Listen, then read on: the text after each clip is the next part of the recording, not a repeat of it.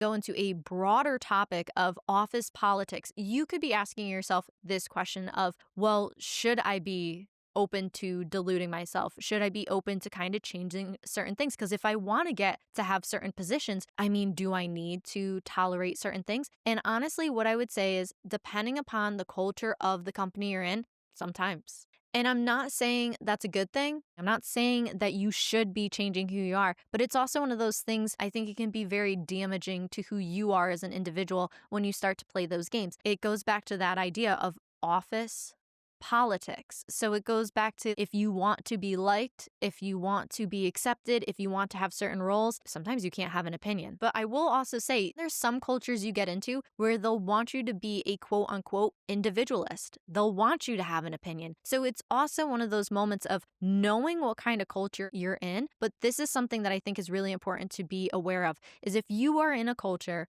where they are promoting the idea of everybody having similar personalities, or you have to kind of play these office politics to really kind of get ahead, which office politics are really everywhere, if we're honest with ourselves, but more in the aspect of changing who you are to fill a particular role. All I'm going to say is as you start to change yourself to fill certain roles, don't be surprised if your identity becomes solely about what you do. It won't be about who you are as an individual, because as you change things to try to really fill this role, and as you realize your identity is so involved in that role, this is when your company has more power over you than you have power over you.